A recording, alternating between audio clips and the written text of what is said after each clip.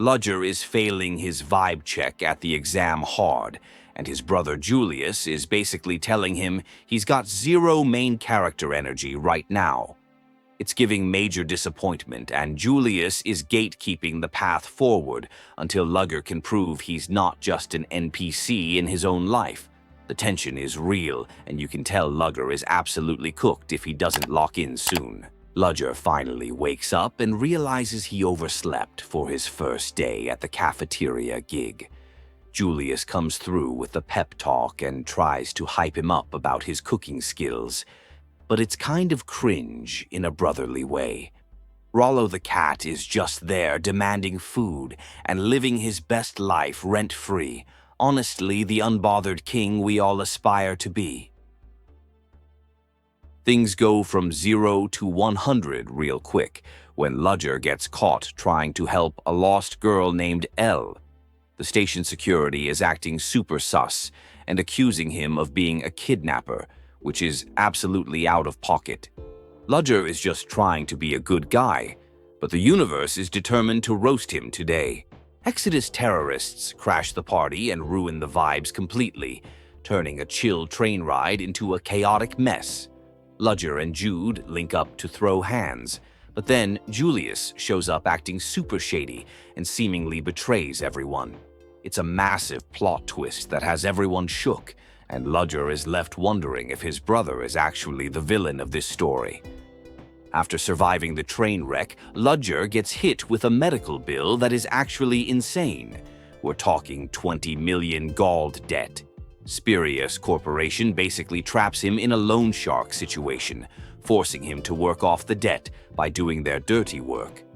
It's basically indentured servitude, and Ludger is officially in his flop era unless he secures the bag. The CEO of Spirius, Bisley, drops a bombshell that Julius is now the most wanted man in Olympias for the terrorist attack.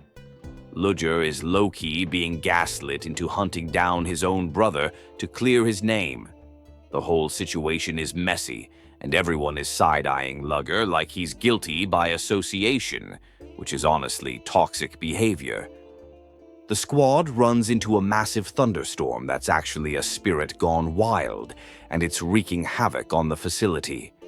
Things are apocalyptic, and everyone is scrambling to shut it down before it deletes the whole area. It turns out the scientists were trying to play God with the lightning spirit Volt and got absolutely ratioed for their hubris. Jude is caught in the middle of some serious drama at the lab involving spirit fossils and shady business deals. He's trying to be the bigger person and innovate peacefully, but these corporate goons are pressing him hard. It's obvious that Jude is stressed out of his mind trying to fix the world's mana problems while everyone else is just chasing clout and profit.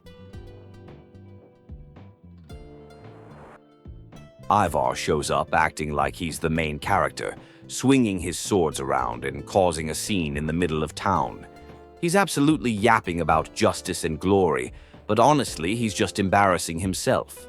The party is trying to keep a low profile, but Ivar has zero chill and is making it impossible to stay under the radar. The gang tracks down Rowan, but he's acting super weird and aggressive, almost like he's been possessed or replaced. It turns out it's an imposter situation, and the real Rowan steps in to shut it down with his classic gentleman's swagger. It's a relief because the fake Rowan was giving major bad vibes and ruining the group dynamic. Bisley finally spills the tea on why Spirius is so obsessed with Ludger. He has the Chromatis power, which lets him destroy fractured dimensions. These alternate realities are basically draining the life out of the prime world, so Ludger has to be the executioner. It's a heavy burden, but the paycheck is the only thing keeping Ludger from going broke, so he has to secure the bag. Alvin tries to pull a fast one with a business deal involving fruit, but things go south when Ivar interrupts again. It's chaotic, and Alvin's shady past keeps coming back to haunt him, making it hard for the squad to fully trust him. You can tell he's trying to turn a new leaf, but old habits die hard and he's still moving kinda sus. The squad enters their first fractured dimension, and it's a total trip seeing a slightly different version of their world. They have to find the divergence catalyst, which is basically the glitch in the Matrix, causing this timeline to exist.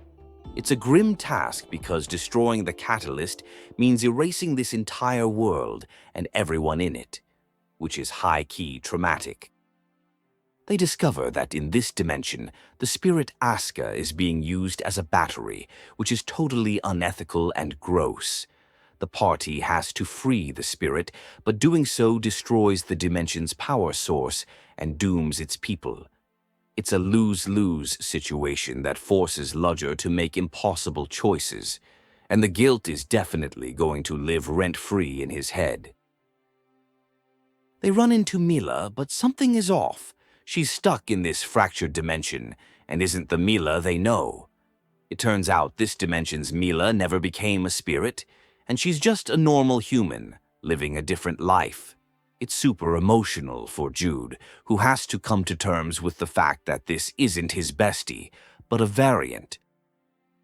The catalyst for this dimension turns out to be Muse, who is absolutely losing it and attacking everyone.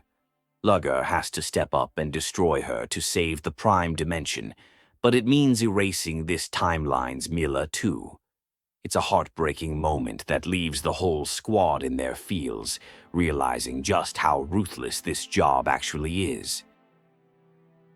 Back in the prime dimension, Rito shows up to mock them, being the absolute toxic co-worker nobody asked for. He reveals that they successfully retrieved a waymarker, which is a key item for reaching Canaan. Ludger is officially deep in the Spirius conspiracy now, and there's no turning back from this dark path he's walking. Bisley explains that they need to collect 5 waymarkers to reach the Land of Canaan and pass Origin's trial. It's basically a fetch quest from hell that involves destroying multiple worlds. The stakes are wildly high, and everyone is starting to realize that Spirius might be the actual villains here, but they're too deep in debt to quit now. The gang heads to a fractured dimension in Marksburg, where everything seems oddly peaceful and happy. They meet a version of Chancellor Marcia who is thriving, and it makes them question if the Prime World is actually the worst timeline. It's a philosophical dilemma that hits different when you know you have to delete this perfect world just to save your own messy one. Back in the Prime World, they get a lead on another fractured dimension near the Tatalian Abyss. Jude is struggling with the morality of their actions, and the whole vibe is tense. They're saving their world, sure, but the cost is literally genocide of other timelines, and that's a heavy L to take on your conscience.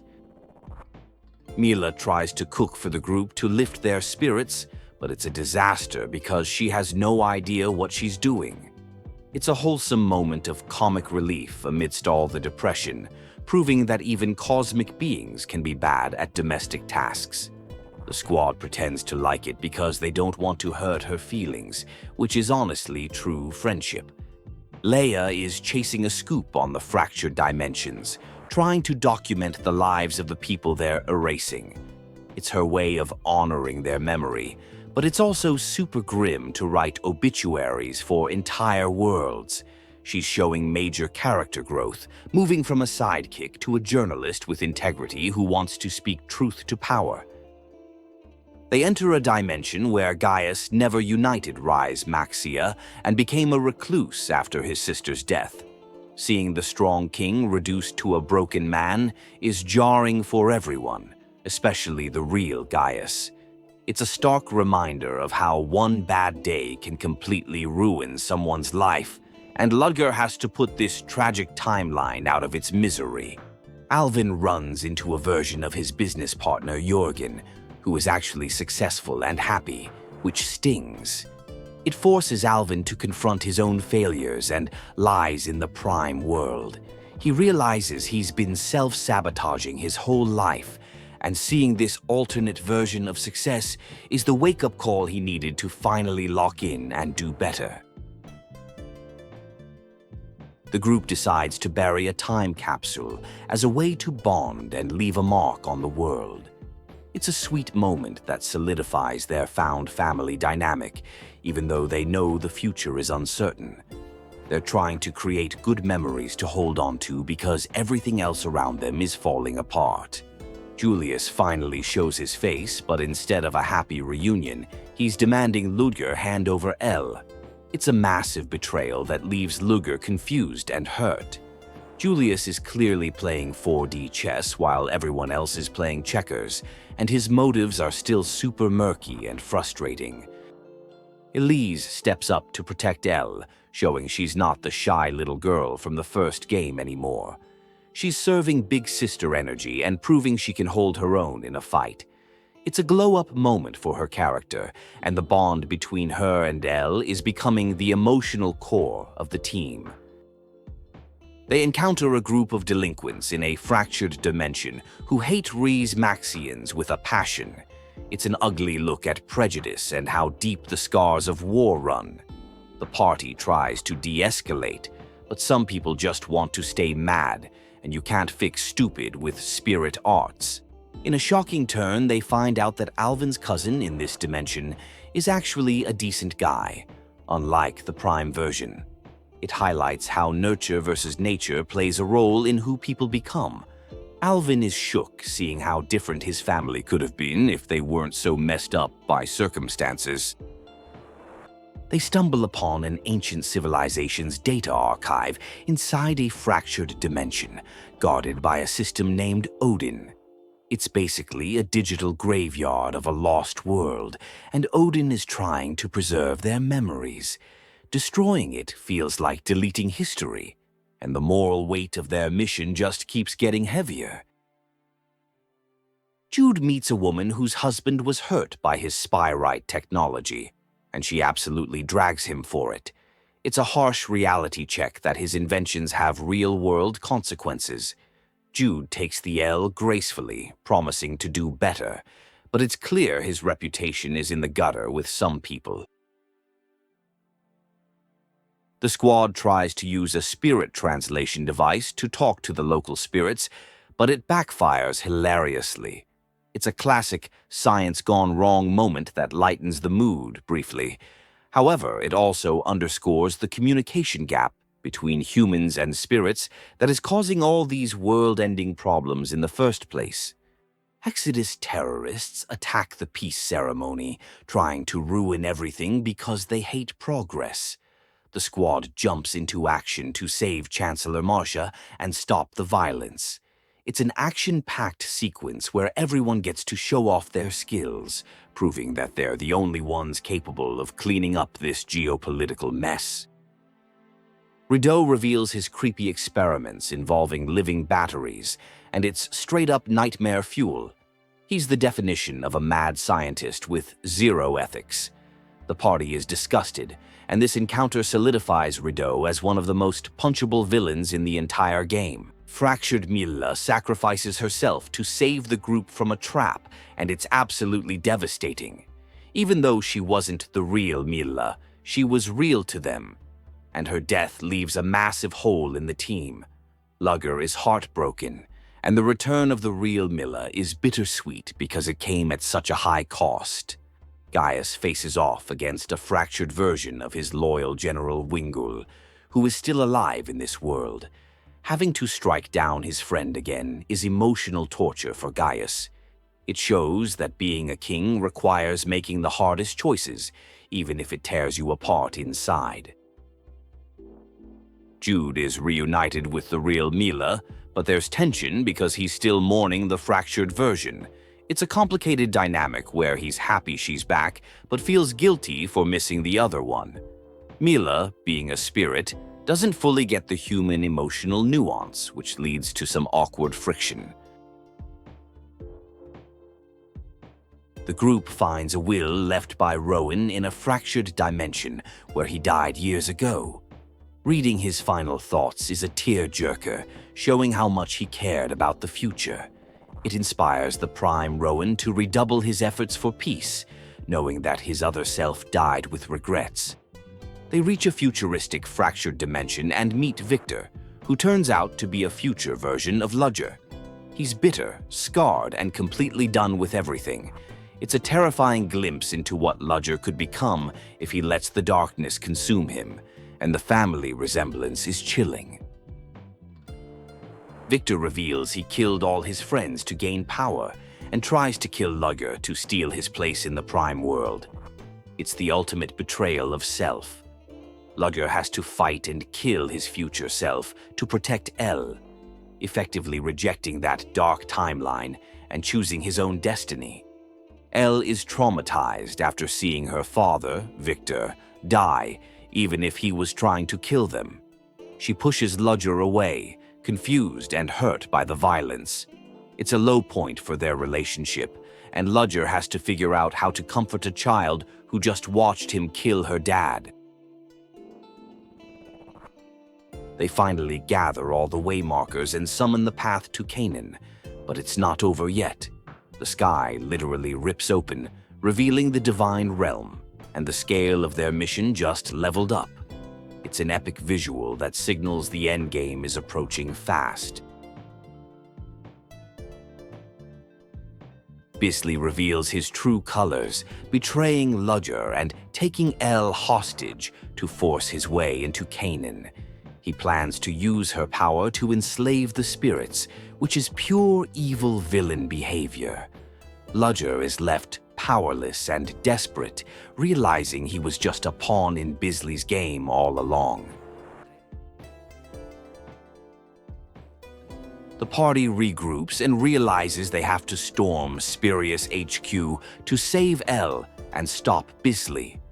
The corporate facade is dropped, and it's now an all-out war against the organization that hired them. Everyone is locked in, ready to burn Spirius to the ground to get their friend back. Elise tries to reach out to her pen pal Luna, who is actually Chancellor Marcia, to ask for help, but gets ghosted due to politics. It's a harsh lesson that personal connections often take a back seat to national interests. Elise is learning the hard way that adults can let you down when things get complicated. Jude has a breakthrough in his spy-right research, realizing he can communicate with spirits instead of controlling them. It's a game changer that could solve the energy crisis without slavery. His character arc comes full circle as he finds a scientific solution that aligns with his moral compass. Ivar tries to stop the group at Spirius HQ, fighting with cybernetic enhancements that are destroying his body. He's tragic and pathetic, trying so hard to be relevant but failing. The group defeats him, but there's a sense of pity rather than victory over seeing someone ruin themselves for approval. Rowan gets kidnapped by extremists, putting the peace treaty in jeopardy.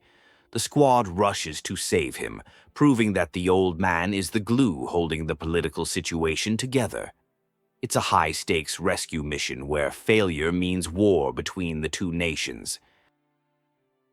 Muse tries to bond with the group by giving them weird gifts like harpy feathers, which is totally bizarre. She's trying to understand human friendship, but failing spectacularly. It's awkward but kind of endearing, seeing a powerful spirit try to be one of the girls and miss the mark completely. In a fractured dimension, Elise meets her parents who are still alive, and it's an emotional gut punch. She finally gets to experience the family love she was denied, but knows she has to destroy this world eventually. It's cruel, giving her a taste of happiness only to snatch it away.